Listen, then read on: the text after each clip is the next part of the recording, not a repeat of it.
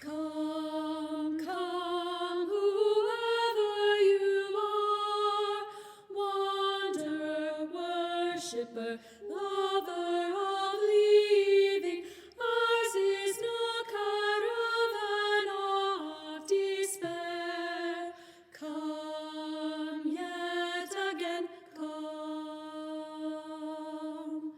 come, come, whoever you are, condemned, worshipper, lover of leaving, ours is no caravan of disbelieving, ours is no caravan of despair.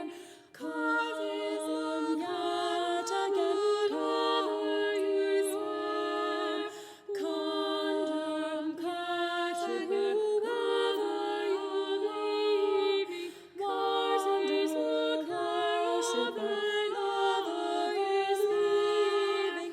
Come yet again, come. You are welcome here. No matter your religious beliefs or lack of belief, you are welcome here. No matter your age, sex, sexual orientation, or gender identity, you are welcome here. No importa tu ciudadanía, tú estás bienvenido aquí.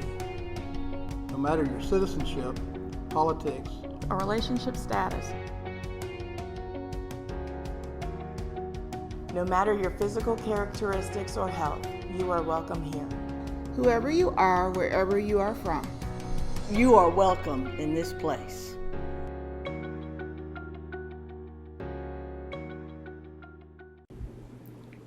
Good morning and welcome to the online worship of the Unitarian Universalist Fellowship of Montgomery. My name is Lynn Hopkins. It is my honor to serve this congregation as its minister, and I'm so glad that you could join us here today.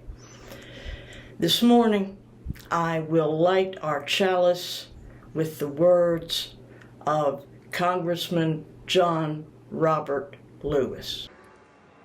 We have come a great distance in this country in the 50 years, but we still have a great distance to go before we fulfill the dream of Martin Luther King Jr.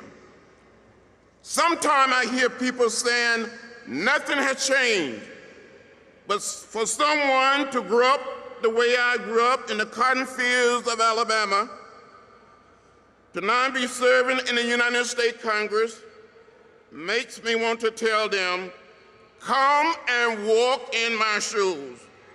Come, walk in the shoes of those who were attacked by police dogs, fire hoses, and nightsticks, arrested and taken to jail.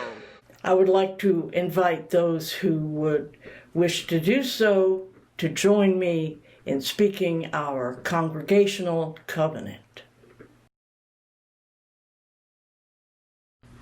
We, the members and friends of the Unitarian Universalist Fellowship of Montgomery, promise to serve our community with open minds, willing hearts, and helping hands, as we respect one another, honoring that our perceptions may differ, value our differences, working to better understand them in conflict, give joyfully of ourselves, being in harmony with our capabilities, and embrace our connections with each other, nature, the global community, and the great mystery of life.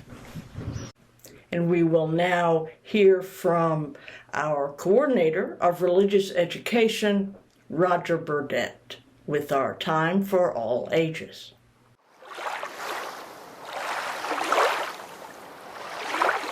Shh!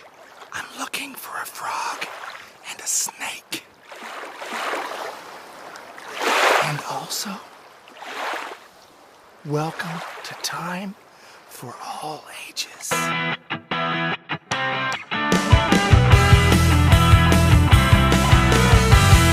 Hey, and welcome to Time for All Ages for this Sunday. I'm at a lake today. I'm not really looking for a snake or a frog, but let me ask you something. If I was, should I whisper? What do you know about the hearing of a frog and the hearing of a snake? Now, I started to look some of that stuff up and did, but rather than share it with you, I'm going to encourage you to do some research. Make sure you have credible sources. Get at least 3 sources, not just one, and learn about the hearing of a snake and a frog. And I will tell you this, one of them, their hearing is connected somehow to their lungs. So that's a teaser. But I'm out here today and I want to tell you a story about frog and snake. Why frog and snake never played together. This is an African folktale. This African folktale makes us think about how much companionship the world has missed because people are told that they can't be friends with one another. I think this is really a classic, but also very timely. I am reading today from the Book of Virtues, compiled by William J. Bennett. We do have permission to read from this book from Simon and Schuster.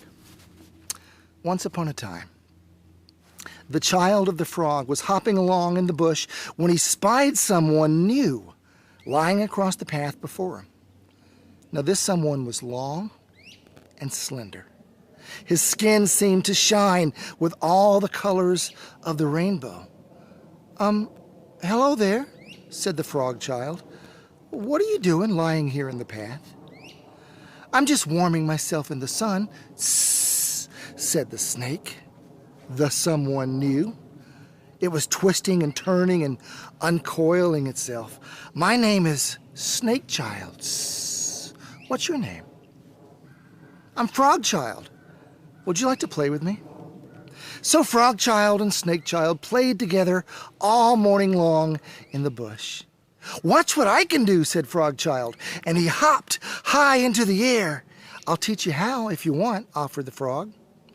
So Frog Child taught Snake Child how to hop, and they hopped up and down the path through the bush. Now, watch what I can do, said Snake Child, and he crawled on his belly straight up the trunk of a tree. I'll teach you if you want. So he taught Frog Child how to slide on his belly and climb into trees. Well, after a while, they both grew hungry and they decided to go home for lunch, but they promised each other that they would see each other the next day. Same place. I'll see you. I'll see you. Thanks for teaching me how to hop, called Snake Child. Hey, thanks for teaching me how to crawl up trees, called Frog Child. And then they each went home. Look what I can do, Mother, cried Frog Child, crawling on his belly. Where did you learn to do that? The mother asked. Snake Child taught me, he answered. We played together in the bush this morning. He's my new friend. Don't you know that the snake family is a bad family, his mother said? They have poison in their teeth. Don't you ever let me catch you playing with one of them again. Do you understand me? And don't you let me see you crawling on your belly either. It's not proper for a frog. Well, meanwhile, Snake Child went home and hopped up and down for his mother to see. And his mother said, who taught you how to do that? Frog Child did, said the snake. He's my new friend. That is foolishness, said his mother. Don't you know that we've been on bad terms with the frog family for longer than anybody can remember? Now, the next time you play with Frog Child, you catch him and you eat him. And stop that hopping. It's not our custom. So, the next morning when Frog Child met Snake Child in the bush, he kept his distance. I'm afraid I can't go crawling with you today, he called. He was hopping back a hop or two. Snake Child eyed him quietly, remembering what his mother had told him. If he gets too close, I'm going to spring on him and I am going to eat him, said Snake Child to himself. But then he remembered how much fun they had had together and how nice Frog Child had been to teach him how to hop, so he sighed sadly and he slid away into the bush. And from that day forward, Frog Child and Snake Child never played together again. But they often sat alone in the sun, each thinking about their one day of friendship.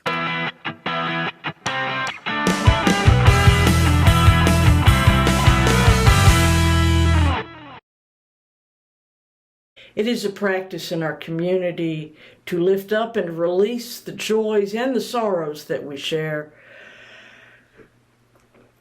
And at this time, I would invite you to use the chat box alongside your video to speak out loud those things that you are carrying so that the community may carry them with you and that we may grow closer and more connected in our fellowship together. Of course, at this time, we as a nation are mourning the loss of two towering figures in the civil rights movement. The Reverend Dr. C.T. Vivian and Congressman John Lewis. It is an enormous loss to us as a nation, made all the harder in that we are unable to gather and hug and share tears at this time.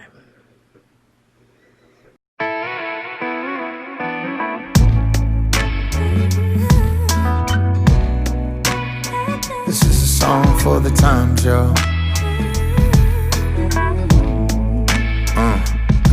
Show me your peace sign when there's no sign of peace. From the north to the south to the west to the east. From the top 1% to every man on the street, every woman rising up and every child in the Middle East. It's the little things in this great big world. And it don't matter if you a boy or a girl. And it don't matter if you're someone in between. I know you know what I mean. I wanna be standing next to you, standing next to you, when the revolution comes, when the revolution comes. I wanna be standing next to you, standing next to you, when the revolution comes, when the revolution comes. Show me your peace sign when there's no sign of love. You just can't sweep hate down under the rug. Too many guns, too many drugs. I got an olive branch, I need a dove. Cause I was born with every blood up in my veins. Every country you could visit, every city you could name. Everyone is different and everyone's the same. I know you know what I'm saying. I wanna be standing next to you, standing next to you, when the revolution comes, when the revolution comes. I wanna be standing next to you, standing next to you, when the revolution comes, when the revolution comes. Hey, show me your peace sign, everybody say hey. Show me your peace sign, everybody say hey. Show me your peace sign, everybody say hey. Show me your peace sign, everybody say hey. Show me your peace sign, everybody say hey. Show me your peace sign, everybody say hey. Show me your peace sign, everybody say hey. Show me your peace sign, everybody say. Show me your peace sign when there's no sign of love. You just can't sweep hate down under the rug. Too many guns, so many drugs. I know you know what I mean. I wanna be standing next to you, standing next to you, when the revolution comes, when the revolution comes. I wanna be standing next to you, standing next to you, when the revolution comes.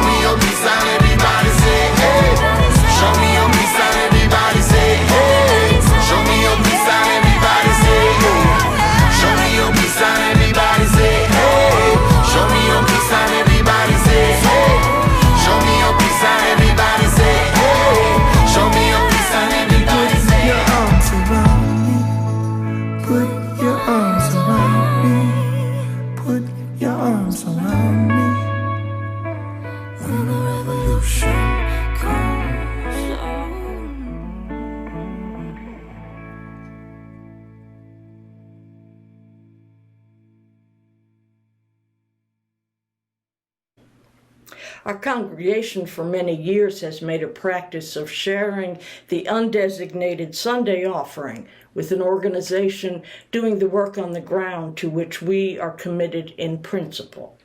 Of course, with online services, Sunday offerings don't happen in quite the same way, but we are continuing this practice and designating, instead of for 1 month, we are doing 3 months so that we are able at least to make a contribution of reasonable size to these organizations. Please make use of the PayPal link on our website.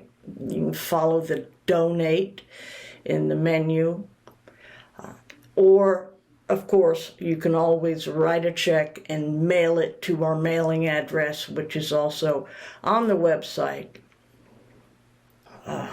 Right now, the Montgomery Pride United Emergency Resource Program is working to meet urgent needs for people facing homelessness and other conditions of poverty in and around the Montgomery area.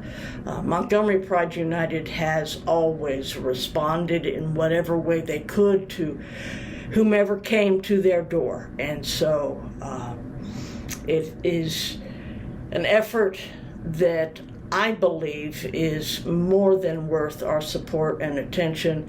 If you are able, I hope that you will consider dropping a little something in the basket. Next week, we will hear directly from a leader in this new emergency resource program of Montgomery Pride United. Our own Thane Miles is going to offer us a few words about the program.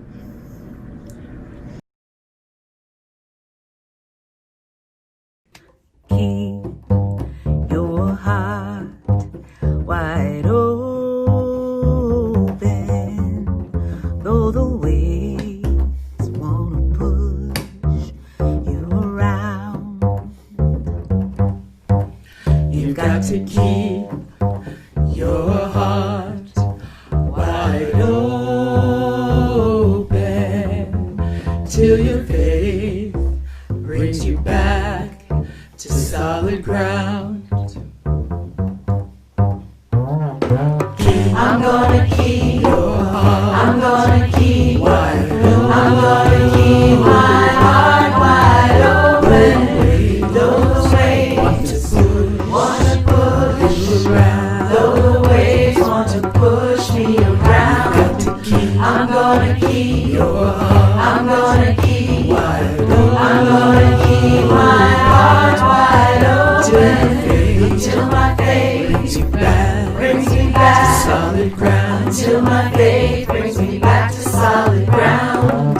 I'm gonna keep your heart. I'm gonna keep wide open. I'm gonna keep my heart wide open. Though the waves want to push around, though the waves want to push me around, I'm gonna keep your heart. I'm gonna keep wide open. I'm gonna keep my heart wide open till my faith brings me back to solid ground. Till my faith brings me back to solid ground.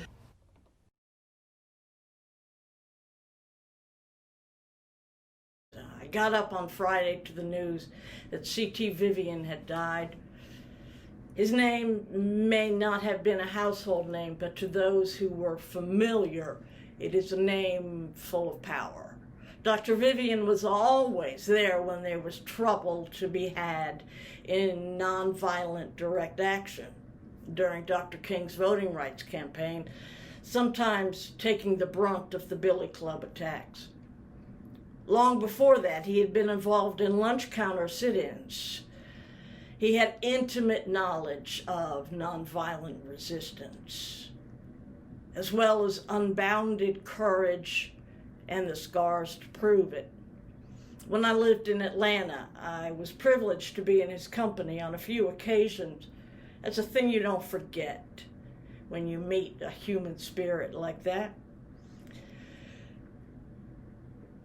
But while he would take point when necessary, Dr. Vivian preferred to stay in the back. He was a minister, a master preacher, but primarily in this function, he was an organizer, and he would let others take the stage.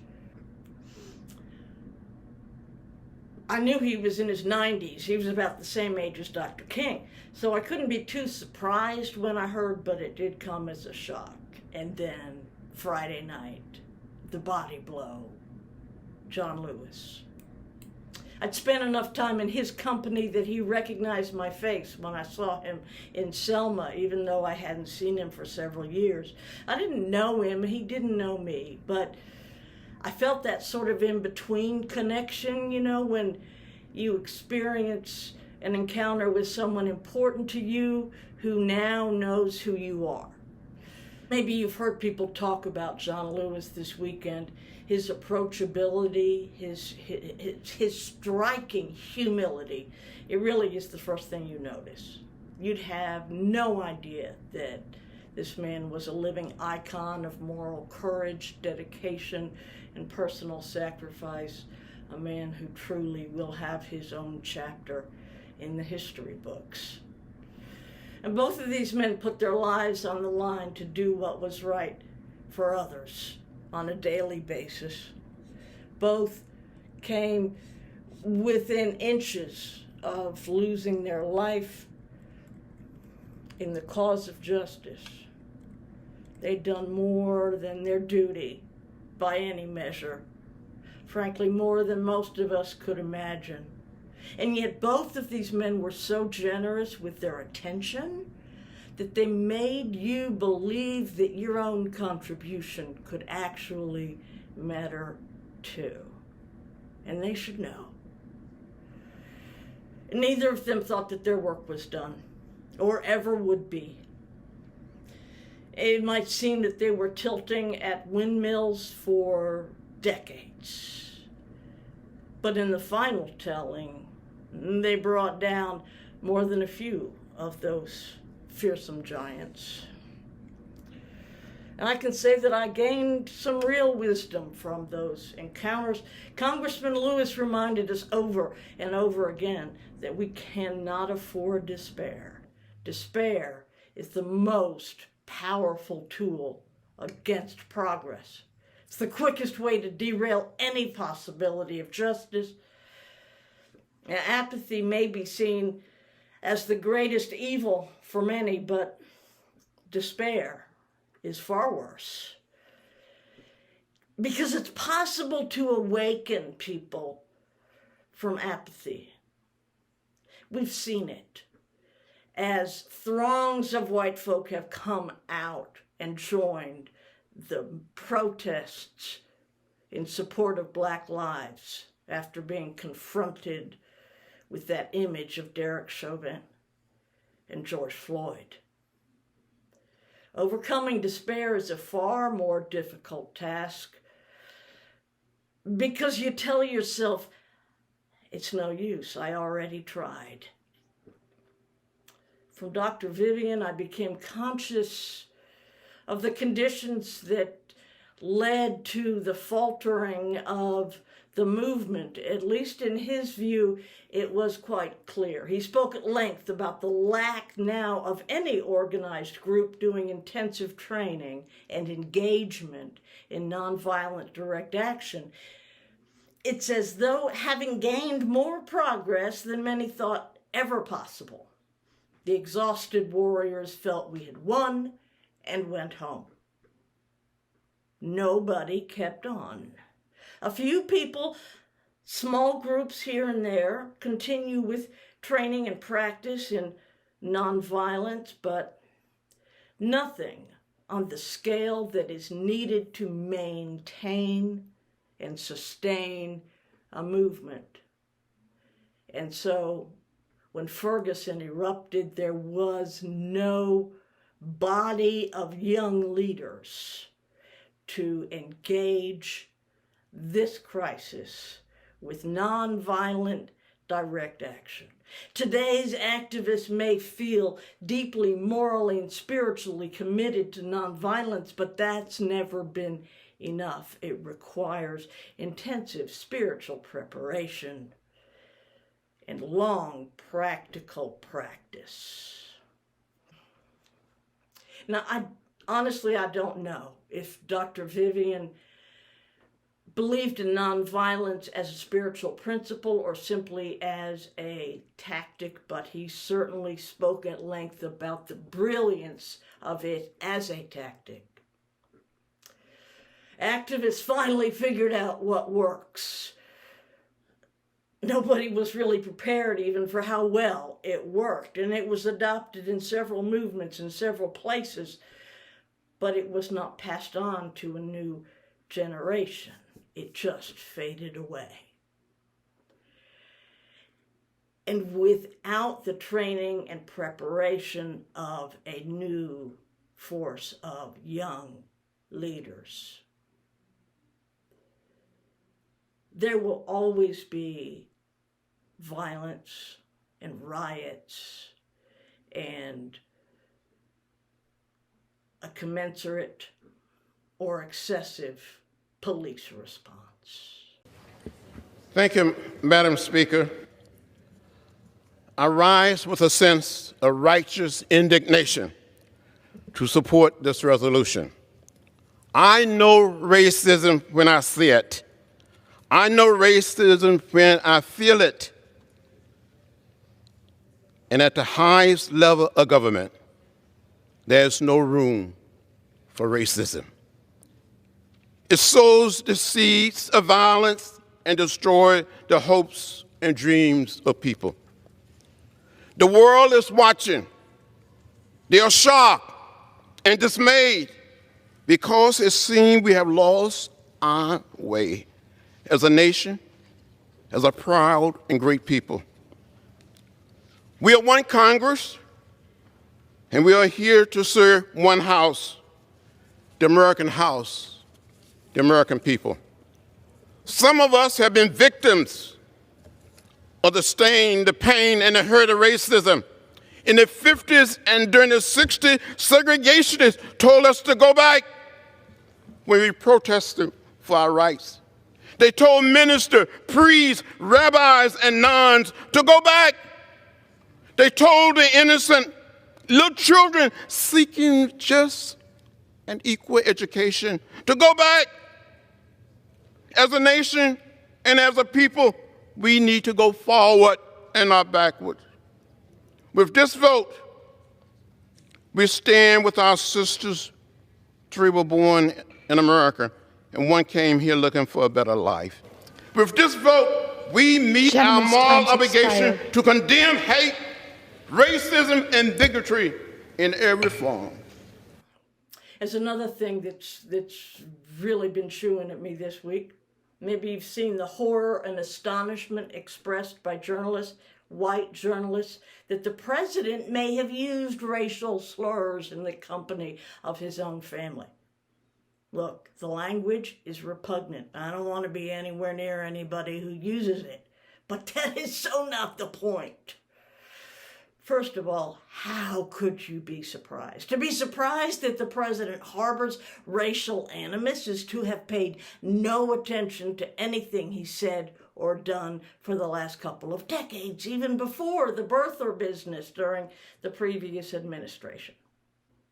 Now look, there are words that they call people like me, and honestly, I don't care who uses them in the privacy of their own home. I'm concerned with not having to be afraid of the police. I'm concerned with being able to expect equity in the application of justice.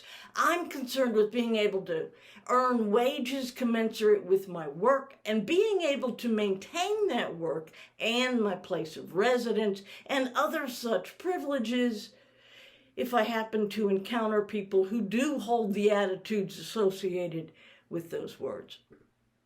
When white people make that word the most important significant marker of racism, we are able to deflect from the actual dangerous manifestations of racism and can tell ourselves, hey, I don't use that word, so I can't possibly be a racist. The emphasis on what words are used by people who have clearly proven an attitude of white supremacy is a really effective way to enable and facilitate white supremacy. Racism works best when we don't even understand what racism is. Inferior education opportunities, inferior housing opportunities, the lack of inherited wealth opportunities, over-incarceration, over-sentencing. These things are racism. The N-word is rude. Let's remember the difference.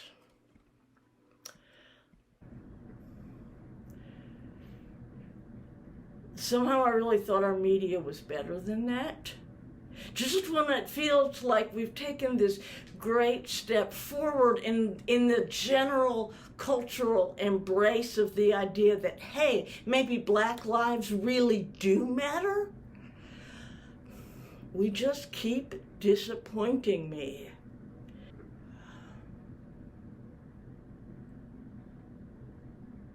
So maybe it's time to have a second-hour conversation about what racism is and is not. Maybe it's time to have some conversation about how those of us who know better and are certainly well-intentioned and committed to justice can nonetheless help to maintain and promulgate the tools of white supremacy in our culture. It's a real thing. It's not just in the United States. It's not just in Alabama. It's in every one of our congregations, in every one of our homes, in every one of our beings.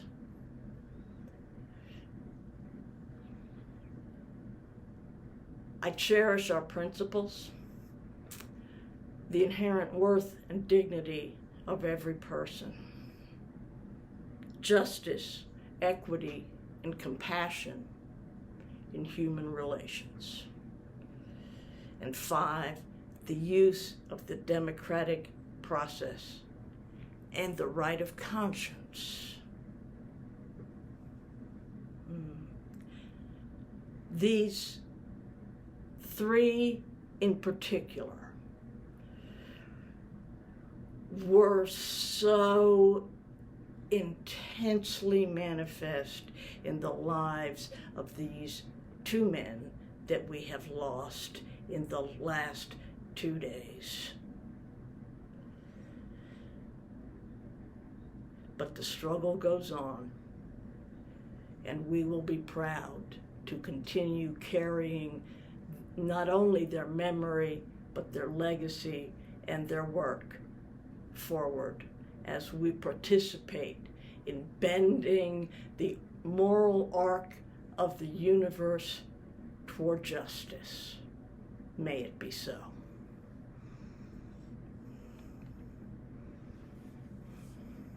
Gracious Lord, take my hand, lead me on, let me stand. I am tired, I am weak, I am worn through the storm,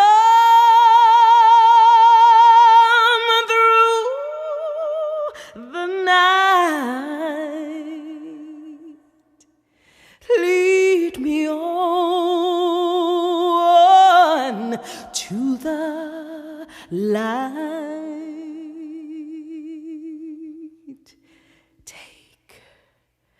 Lord, take my hand,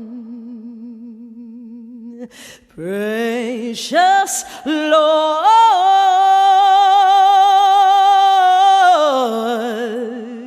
and lead me home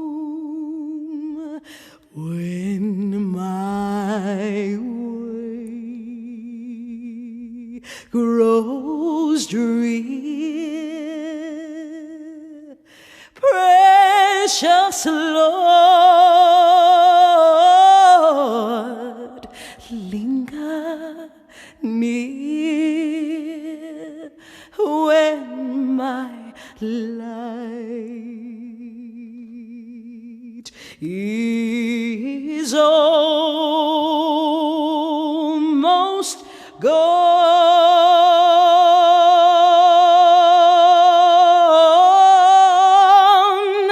At the river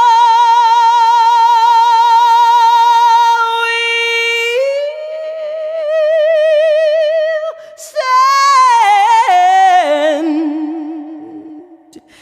Guide my feet, Lord.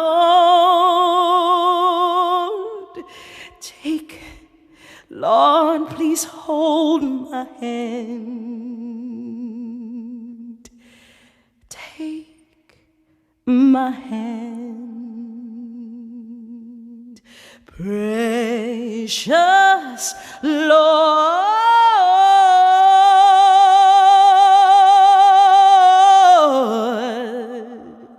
and lead me home.